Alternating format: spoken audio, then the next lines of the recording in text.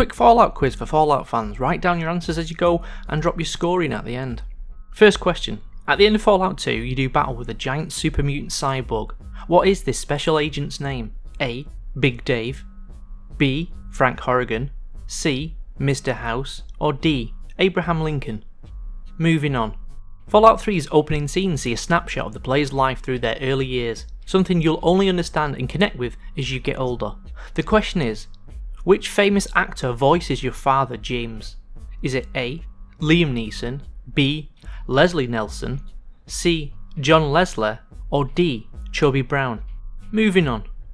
No credible Fallout fan can argue that Fallout 4 was anything but a disaster of a Fallout game. The question is, what was the first sign Fallout 4 was going to be a train wreck? A. When the player had a voice, B. When Todd It Just Works Howard was involved, C. When the chicken crossed the road, D. When the marketing showed the male player in a red dress. Moving on. One of the most memorable scenes in Fallout New Vegas is with the doctor who saves your life. This interesting character is not really expanded on in the rest of the game, which is a great shame. The question is, Doc Mitchell, who saves your life at the start of Fallout New Vegas, originally lived in which vault? A. Vault 69, B. Vault 13, C. Vault 15, or D. Vault 21? Moving on. Fallout 3 became a glorified FPS to get in on a share of cash made by games like Call of Duty. The question is, the real Fallout 3 was meant to be turn-based and isometric and went by a codename. What was that codename? A. Van Halen, B. Van Buren, C. Martin, D. Pizza House Child Collectors? Moving on. Part of Fallout's strength in storytelling is the backstory of the characters, even down to life-threatening health complaints. The question is, in Fallout New Vegas, the Legion Caesar has a health complication, but what is it? A. He's not very tall, B. He's left-handed, C. He has ginger hair, or D. He has a brain tumour? Moving on. Psychic characters are a staple of the Fallout franchise, with the first memorable psychic character being the Master. The question is, Fallout 1's end boss, the Master, had a human name once. What was it? A. Richard Moreau, B. Abraham Lincoln, C. Frank Drebin, D. Pywall Mango? Moving on. The father, a spirit protector of the Sorrow Tribe, was actually a man with an incredibly interesting but tragic tale. His name was Randall Clark. The question is, Randall Clark eventually died, but from what?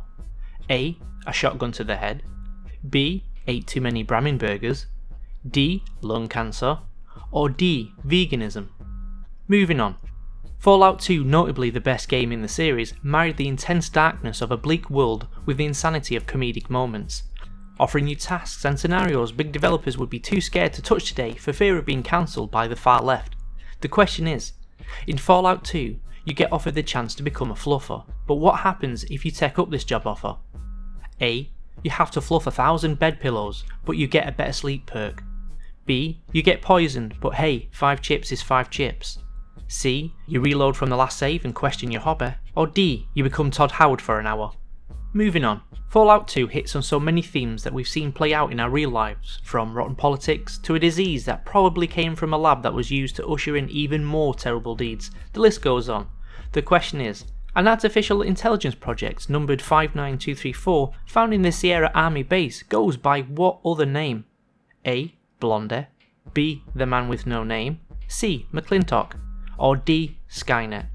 Right, the answers quickly are 1 is A, 2 is B, 3 is D, although if you said A or B you get special points, 4 is D, 5 is B, and super points for putting the name Martin Van Buren together, you smarty pants. 6 is D, although any of the first 3 will earn you hilarious points. 7 is A. 8 is C, although I imagine being a vegan in the Fallout universe would kill you faster than kicking a Deathclaw in the danglies. 9 is B, although I can't remember if the same is true if you play as a woman. And 10 is D, but if you do get a chance to watch some John Wayne or Clint Eastwood films, you should probably take it.